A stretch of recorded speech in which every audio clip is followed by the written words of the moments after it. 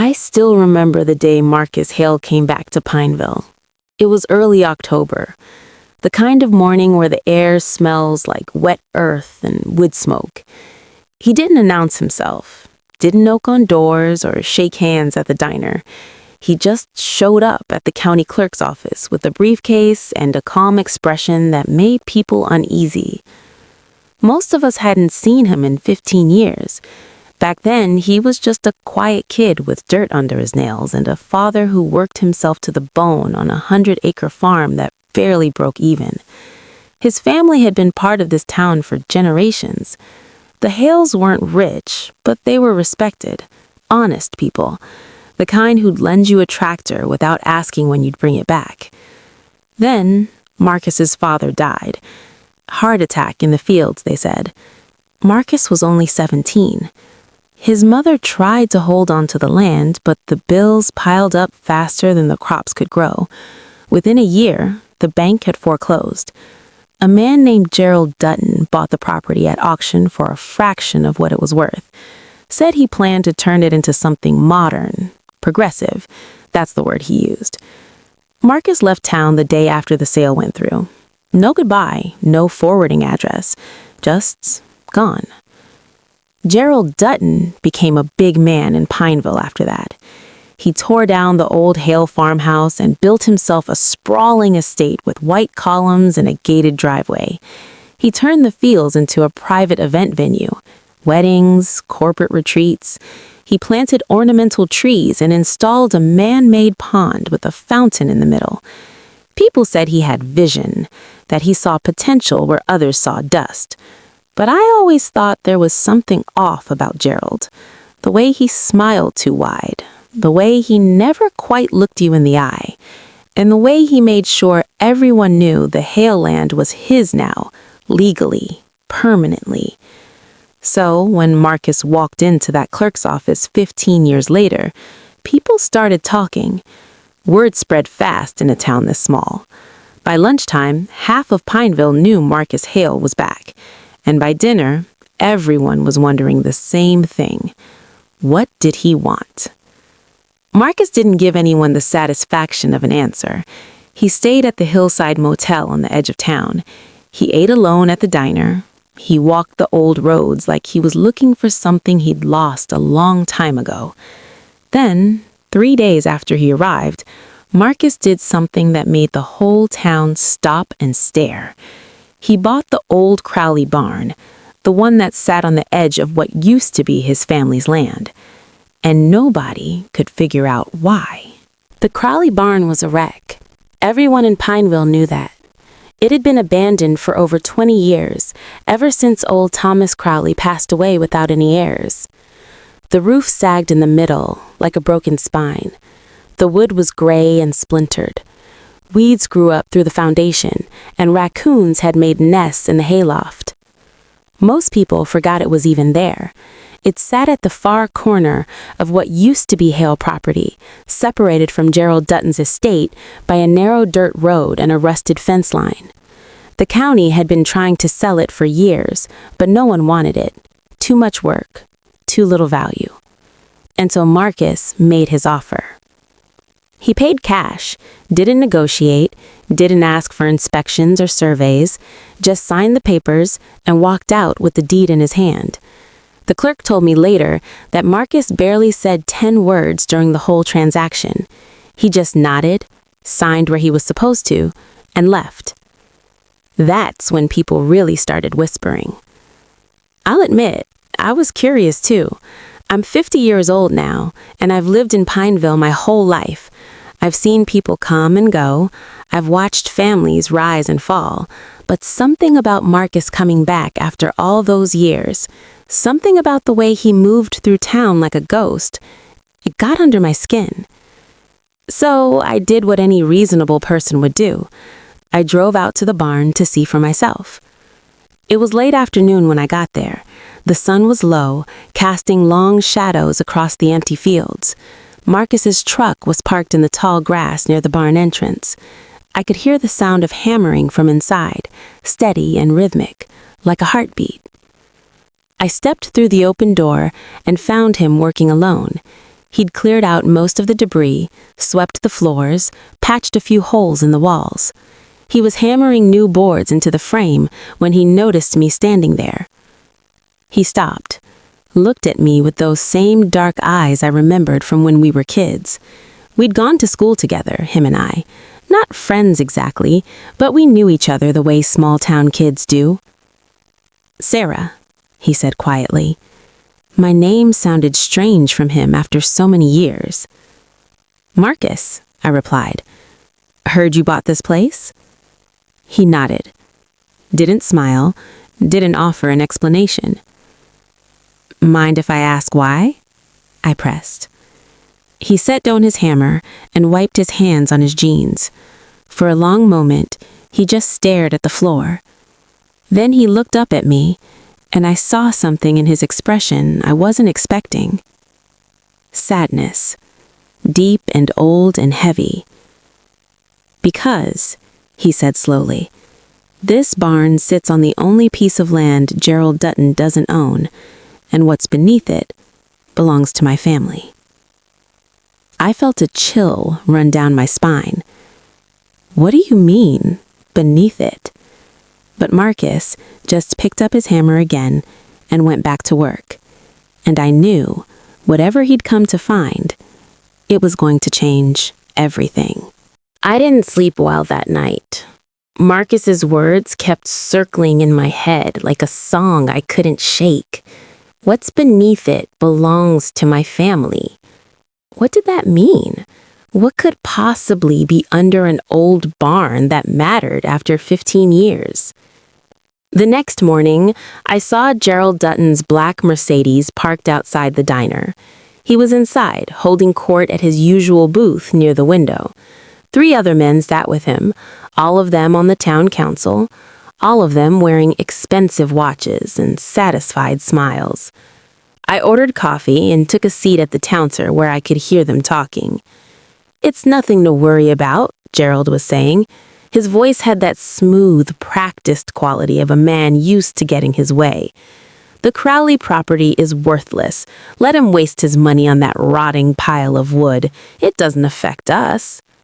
One of the council members, Frank Pearson, leaned in closer. "You sure about that? People are talking, Gerald. They're saying Marcus might be planning something." Gerald laughed. Actually laughed. Planning what? The boy left here with nothing. He comes back with what, a few dollars saved up and a chip on his shoulder? This is America, gentlemen. Property rights mean something.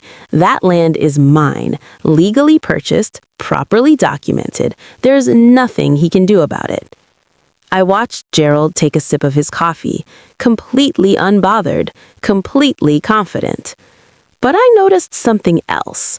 When he set his cup down, his hand was shaking, just slightly, just enough. He wasn't as calm as he pretended to be. I finished my coffee and drove back out to the barn. This time, Marcus wasn't alone. There was a surveyor there, a woman with equipment set up in the field behind the barn.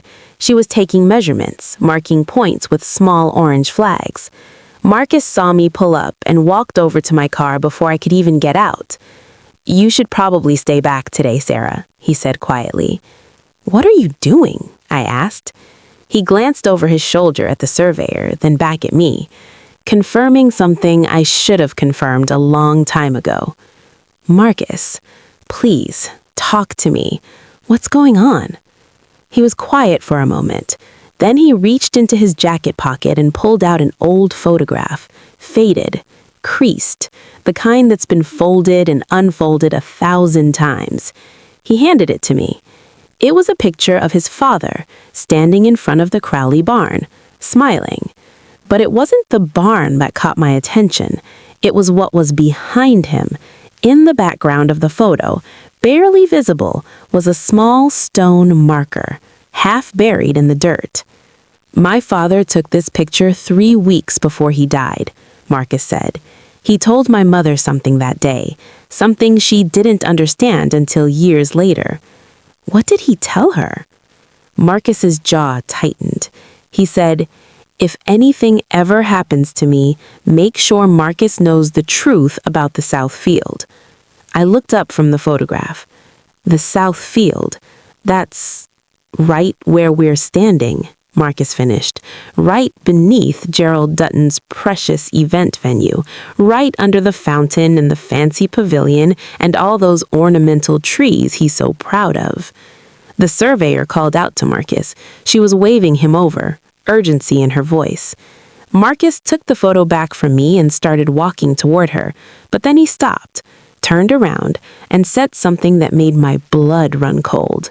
My father didn't die of a heart attack, Sarah, and I'm going to prove it. For 3 days, I couldn't stop thinking about what Marcus had said. My father didn't die of a heart attack. Those words haunted me. I remembered that day, 15 years ago, when the ambulance came, when they carried Robert Hale's body out of the field on a stretcher, when Marcus's mother collapsed on the porch, sobbing so hard she couldn't breathe. Everyone said it was tragic. A good man gone too soon. Heart disease runs in families, they said. These things happen. But what if they didn't just happen? I started asking questions around town, carefully, quietly. I talked to Doc Harrison, who'd been the county medical examiner back then. He was retired now, living in a small house near the lake. When I brought up Robert Hale's death, his face changed. "Why are you asking about that?" he said, his voice suddenly guarded. "Just curious," I lied. "Marcus is back in town. Got me thinking about old times." Doc Harrison looked at me for a long moment. Then he sighed and sat down heavily in his chair. "I signed the death certificate," he said quietly. "Heart attack, that's what I wrote. That's what I was told to write." My stomach dropped. Told by who? He didn't answer, just stared out the window at the lake. "Doc, please." "There were irregularities," he finally said. "Things that didn't add up. But Gerald Dutton was already in talks to buy the property. The bank wanted it settled quickly, and I was encouraged to keep things simple. No autopsy, no investigation, just a signature and a burial." I felt sick. "You're saying someone covered it up?" "I'm saying I was a coward," Doc Harrison said, his voice breaking. "I'm saying I looked the other way when I should have fought, and I've lived with that guilt every single day since." I left his house with my hands shaking. I drove straight back to the barn. Marcus was there with 2 other people now. A man in a suit, a lawyer, I assumed, and another man with a tablet and a camera. They were documenting everything, taking pictures, recording measurements. "Sarah," Marcus said when he saw me, "you shouldn't be here. Doc Harrison told me the truth about your father, about the death certificate." Marcus's expression didn't change. He already knew. "How long have you known?" I asked. "My mother told me 2 years ago, right before she passed. She said she always suspected something was wrong. The way Gerald moved so fast to buy the land, the way the bank pressured her to sell, the way no one would answer her questions." He paused. "She made me promise I'd come back, that I'd find out what really happened." "And you think the answer is under this field?" The lawyer stepped forward. "We've completed the survey," he said. "There's a significant underground structure beneath this location. It extends from the barn, across the property line, and directly under what is now Gerald Dutton's estate." I stared at him. "What kind of structure?" Marcus pulled out another document, old, yellowed with age. It was a mineral rights deed, dated 1947. My great-grandfather discovered a natural limestone cave system on this land. Back then, caves like that were valuable, potential for mining, for storage. He registered the mineral rights separate from the surface land. Those rights passed down through my family, generation to generation. They were never part of the property Gerald bought at auction. My mind was racing. "So you're saying..." I'm saying Gerald Dutton has been using my family's mineral rights for 15 years without permission, and I'm saying my father found out right before he died. The suited man nodded. We've confirmed that Mr. Dutton built his entire event venue foundation, including the pond and pavilion, directly on top of the cave system. He's been marketing it as a natural spring water feature, charging premium rates for weddings and events, all while the actual mineral rights belong to Marcus Hale. I felt dizzy. This wasn't just about property anymore. This was about theft, about lies, about a man who might have killed to keep his secret buried. "What are you going to do?" I whispered. Marcus looked toward Gerald Dutton's estate in the distance, the white columns gleaming in the afternoon sun, the fountain sparkling like diamonds. "I'm going to take back what's mine," he said, "and I'm going to make sure everyone knows exactly what Gerald Dutton is." The lawsuit hit Pineville like a thunderstorm in the middle of summer. Sudden, loud, impossible to ignore. Marcus filed it on a Wednesday morning. By Wednesday afternoon, the entire town was talking about nothing else. The local newspaper ran it as the front page story. The diner was packed with people debating who was right and who was wrong. And Gerald Dutton went silent. His gate stayed closed. His phone went to voicemail. Even his usual spot at the diner sat empty. But I knew he was planning something. Men like Gerald don't go down without a fight. I started spending more time at the barn. Marcus didn't ask me to help, but I showed up anyway. Brought him coffee, sandwiches, sat on an old crate and watched him work. We didn't talk much at first, but slowly, piece by piece, he started telling me the whole story. "My father kept journals," Marcus said one evening. We were sitting outside the barn watching the sun set over the fields.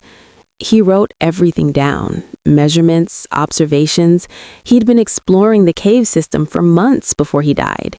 He knew it was valuable, knew it extended far beyond our property line. "Did he confront Gerald about it?" I asked. Marcus nodded slowly. 3 days before my father died, my father went to see Gerald, told him he knew about the caves, told him that any development on that land would require our family's permission and compensation. Gerald laughed at him, said he'd bought the land fair and square, said there was nothing my father could do about it. "And then your father died." "And then my father died," Marcus repeated quietly. "Heart attack in the field. Alone. No witnesses. Convenient." The bitterness in his voice was sharp enough to cut. "Do you think Gerald—" I couldn't finish the sentence. "I don't know," Marcus said.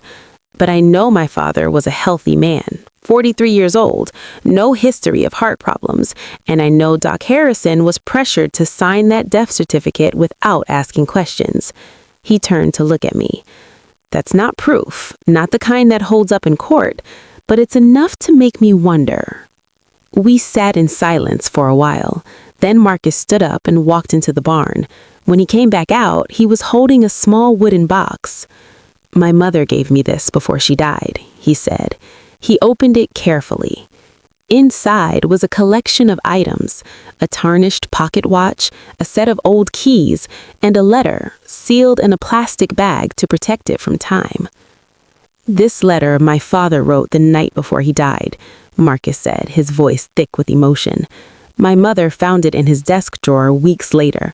She was too scared to show it to anyone back then, scared of what Gerald might do, scared of losing everything we had left." He handed me the letter. I unfolded it carefully. The handwriting was shaky but clear, and as I read the words, I felt tears welling up in my eyes. "To whoever reads this, if something happens to me, know that I did not go quietly. I confronted Gerald Dutton about his illegal use of our family's mineral rights. He threatened me, told me accidents happen on farms all the time, told me I should be careful. I am documenting this in case he makes good on that threat. The cave system belongs to the Hale family. It always has, and no amount of money or intimidation will change that. Protect my family. Protect what is ours. Robert Hale. I looked up at Marcus. Marcus, this is huge.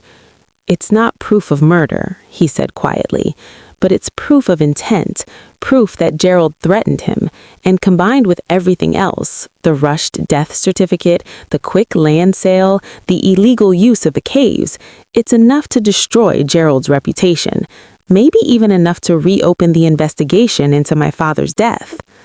I handed the letter back to him carefully. When are you going to release this? Soon. My lawyer's building the case. We need everything documented, every piece of evidence properly filed. We only get one shot at this, Sarah. If we move too fast, if we make a mistake, Gerald will bury us the same way he buried my father. That night, I drove home with my mind spinning. I thought about Robert Hale, about his widow, about a 17-year-old Marcus leaving town with nothing but grief and anger. And I thought about Gerald Dutton, about his white columns and his fountain and his perfect life built on stolen land. But mostly, I thought about what was coming next, because I knew Gerald wouldn't stay silent forever. And when he finally made his move, it was going to be ugly. I just didn't know how ugly. Gerald Dutton made his move on a Friday morning, and he didn't come alone. I was at the barn with Marcus when we saw the convoy coming down the dirt road. 3 black SUVs, a sheriff's car, and Gerald's Mercedes leading the way like a funeral procession. Marcus set down the tools he'd been working with and stepped outside. I followed him, my heart pounding so hard I could hear it in my ears. The vehicles stopped in a line about 50 feet from the barn. Doors opened. Men in suits stepped out. And then Gerald himself emerged from the Mercedes, flanked by 2 lawyers and Sheriff Tom Brennan. Sheriff Brennan looked uncomfortable. He'd known the Hale family his whole life, but he was also a man who followed orders, especially when those orders came from powerful people. "Gerald Hale," Gerald called out. His voice was different now, harder. The smooth charm was gone, replaced with something cold and dangerous. "You've caused quite a stir in our little town." Marcus didn't respond, just stood there, arms crossed, waiting. Gerald walked closer, his expensive shoes crunching on the gravel. "I'm going to give you one chance to make this right. Drop the lawsuit, sell me this barn. I'll pay you 3 times what you paid for it. You walk away with the profit, and we all move on with our lives." "No," Marcus said simply. Gerald's jaw tightened. "You're making a mistake, boy. You think you can come back here after 15 years and destroy what I've built? You think some old family story gives you the right to ruin me?" "It's not a story," Marcus said quietly. "It's the truth, and the truth has a way of coming out, whether you like it or not." One of Gerald's lawyers stepped forward, holding a folder. "Mr. Hale, we have documentation proving that the mineral rights you claim were actually forfeited in 1982 due to non-payment of associated taxes. The rights reverted to the county and were subsequently included in the land sale to Mr. Dutton. Your claim has no legal standing." I saw Marcus's expression flicker, just for a second, doubt crossing his face. But then he shook his head. "That's a lie. My grandfather paid those taxes. I have the receipts." "Do you?" the lawyer asked, smiling coldly. "Because the county records show otherwise, and I think you'll find that county records, official, documented, filed records, carry a lot more weight in court than family stories and old photographs." My stomach sank. They'd falsified the records, or destroyed the real ones. Either way, they'd covered their tracks.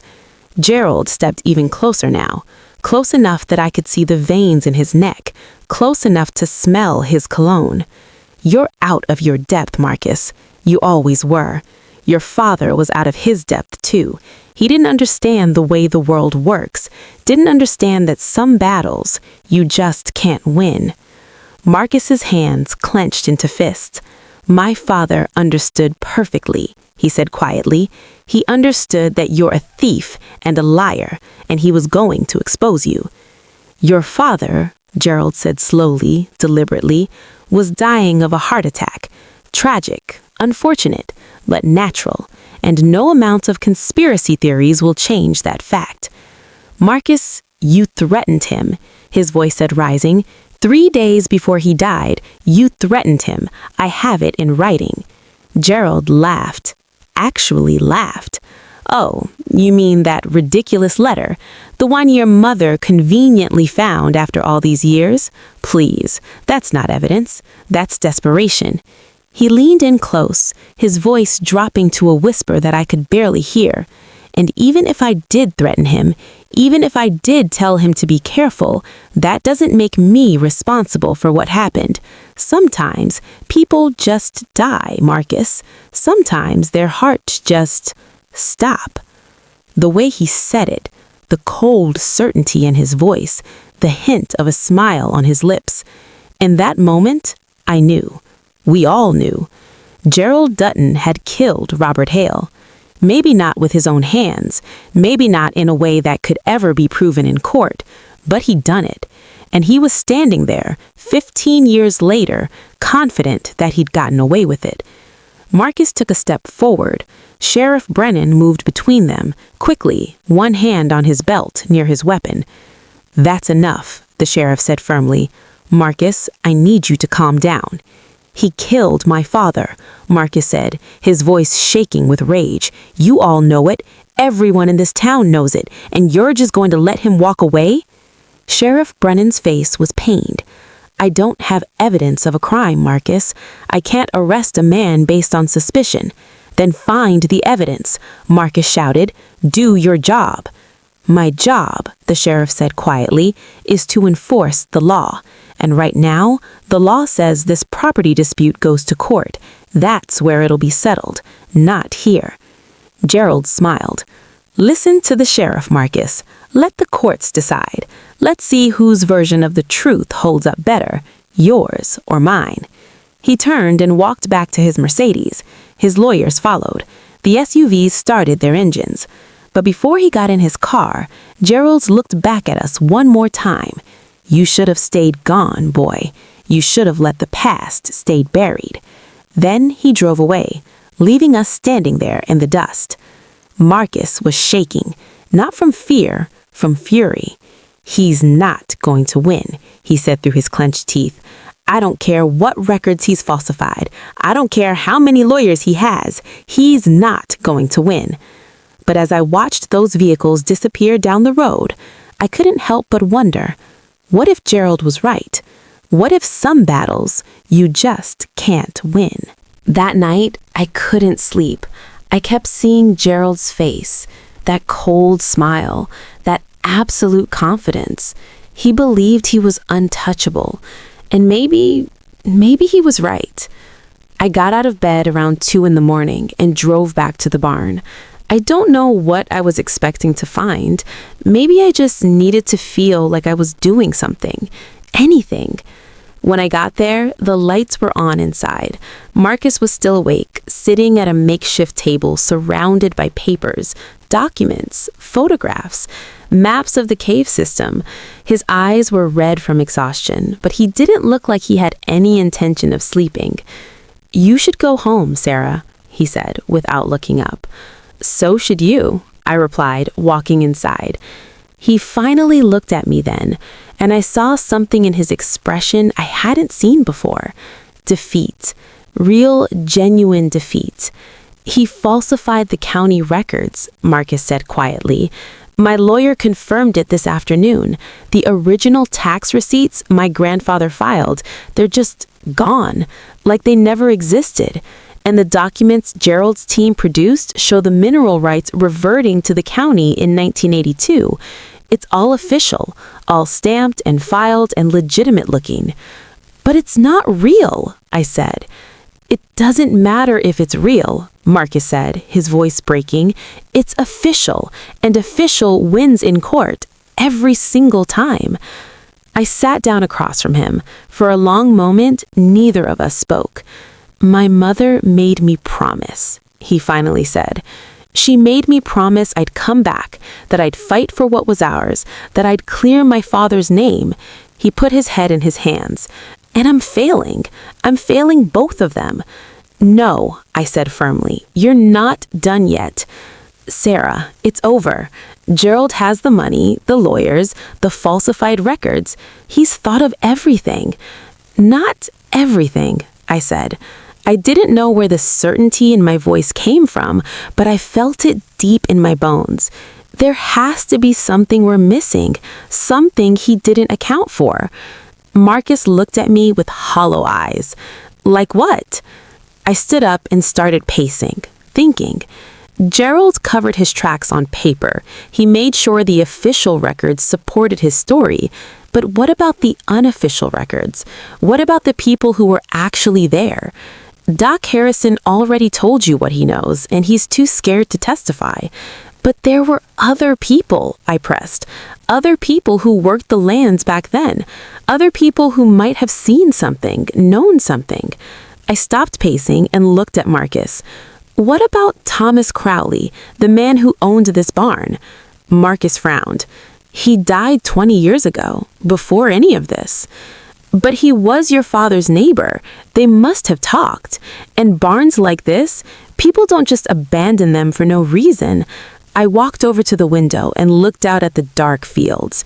Why did Thomas Crowley stop using this barn, Marcus? Why did he let it fall apart? Marcus was quiet for a moment. Then he stood up slowly. I don't know, but my father mentioned him once. Said Thomas was the only person who believed him about the caves. Said Thomas had seen something years ago that made him afraid. Afraid of what? He never said. Marcus started shuffling through his papers. But Thomas had a daughter, Rebecca. She moved away after he died. But he pulled out his phone and started searching. She might still be alive. She'd be 70-something now. It took us 2 hours, but we found her. Rebecca Crowley Martinez, living in a nursing home 3 towns over. We drove there at first light. The facility was small but clean, with a garden out front and rocking chairs on the porch. A nurse led us to Rebecca's room. She was a small woman with white hair and bright, sharp eyes. When we introduced ourselves, when Marcus said his name, her entire face changed. Marcus Hale, Robert's boy. My God, you look just like him. We sat down and Marcus explained why we'd come. Everything. The lawsuit, the mineral rights, his father's death, Gerald's threats. Rebecca listened to it all in silence, and when Marcus finished, she closed her eyes for a long moment. I've been waiting, she said finally, waiting for someone to come ask the right questions, waiting 15 years for someone to care enough to find the truth. My heart started racing. You know something? My father knew something, Rebecca corrected, and he told me before he died, made me promise to keep it secret until the time was right. She looked at Marcus with tears in her eyes. I think that time is now. She reached into her bedside table and pulled out an old metal box, locked with a small key she wore on a chain around her neck. My father and your father explored those caves together for years. They documented everything, made maps, took samples. They knew how valuable it was, and they knew someone would eventually try to take it. She opened the box and pulled out a leather-bound journal, old, well-worn, filled with handwriting and sketches. My father kept this hidden, she said, handing it to Marcus. He didn't trust banks, didn't trust the lawyers, so he gave it to me, told me that if anything ever happened to the Hale family, if anyone ever tried to steal that land, this journal would prove the truth. Marcus opened it with shaking hands. The first page was dated 1979. The entries went on for years, detailed surveys of the cave system, mineral compositions, property boundaries, and most importantly, documentation of every tax payment, every filing, every official record related to the mineral rights. Original records, the real ones, the ones Gerald thought he'd destroyed. There's more, Rebecca said quietly. She reached back into the box and pulled out a cassette tape. My father recorded a conversation.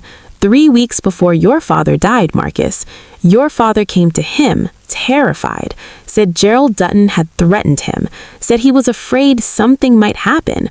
So my father, he set up a recording device the next time Gerald came around. She handed it to Marcus. I don't know what's on the tape, Rebecca said. My father told me never to listen, said it was too dangerous, said if Gerald ever found out this tape existed, she trailed off. But it's yours now. Whatever's on it, use it. Finish what our father started. Marcus stared at the tape like it was a live grenade. Then he looked at me. We need to hear what's on this, he said. We thanked Rebecca and drove straight back to the barn. Marcus had an old tape player in his truck. We set it up on the table, inserted the tape, and pressed play. For a moment, there was just static. Then voices, muffled but clear enough to understand. Robert Hale's voice came first. I know what you're doing, Gerald. I know about the caves, about the permits you filed. You're building on land you don't have rights to. You can't prove anything, Gerald, he said with a sneer. The county has approved everything. It's all legal. It's not legal. Those mineral rights belong to my family, and I have documentation. Documentation? Gerald laughed. What documentation? Some old papers your grandfather filed? Those can disappear, Robert. Records get lost all the time. Are you threatening me? A long pause.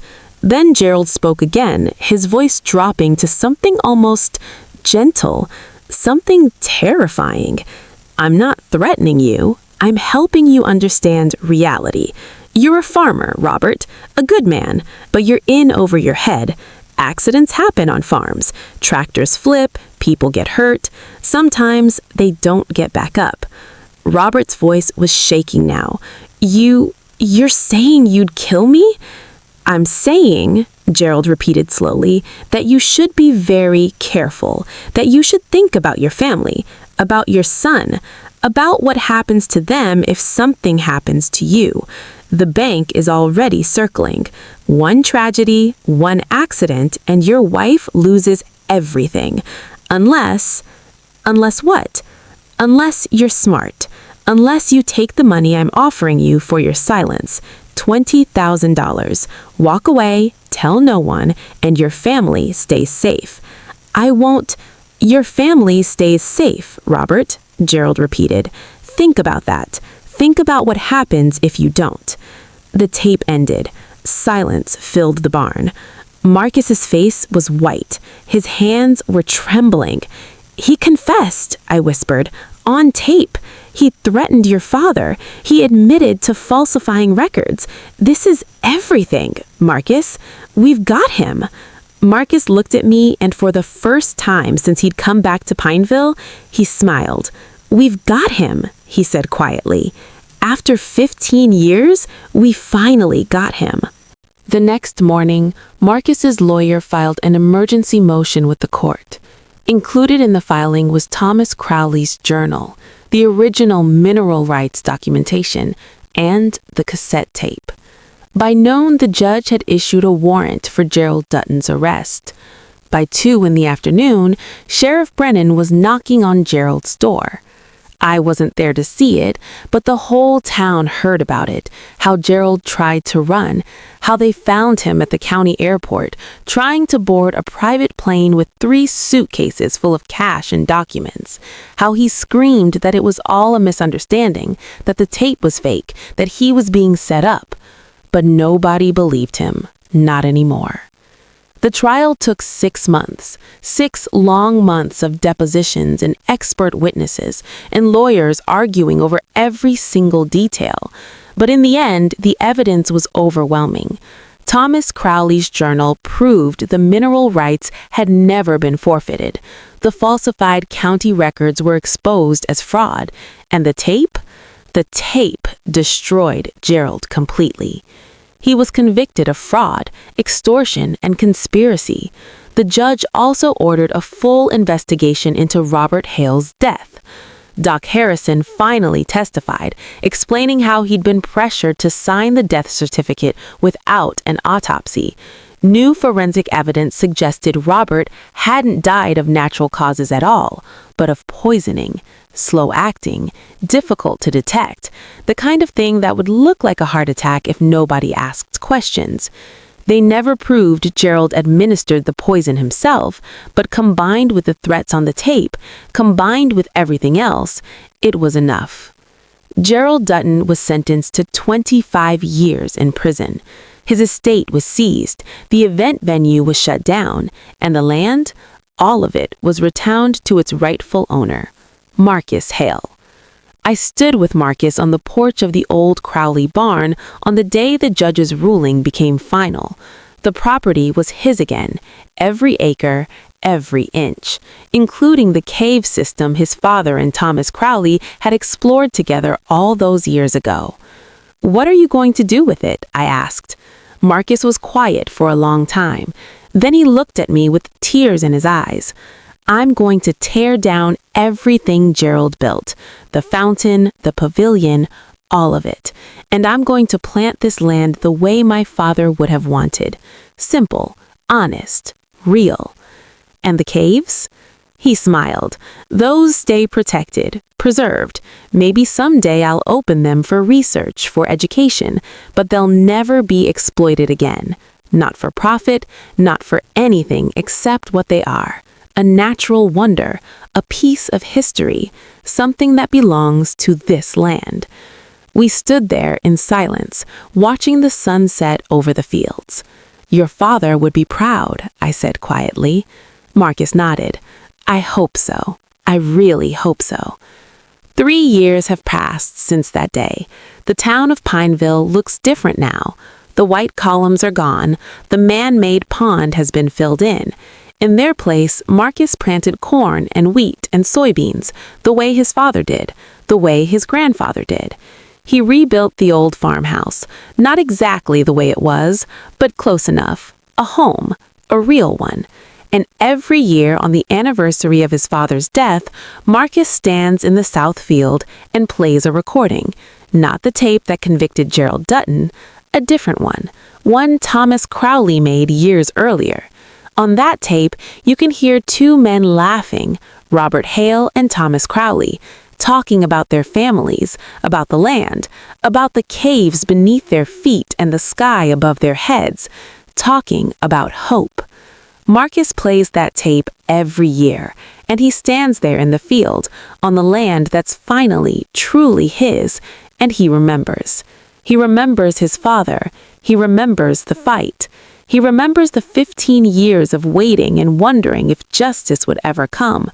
And he remembers that some things are worth fighting for, no matter how long it takes, no matter how impossible it seems. Because the truth, as Marcus's father used to say, has a way of rising to the surface, like water from a cave, like crops from good soil. You just have to be patient enough to let it grow.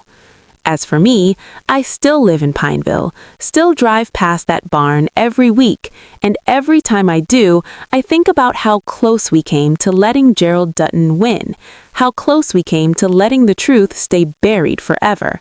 But we didn't. We fought, we dug deep, and we found what was hidden beneath that field. Not just caves, not just mineral rights or money or property. We found justice, quiet, slow, but real. And that's worth more than anything Gerald Dutton ever built.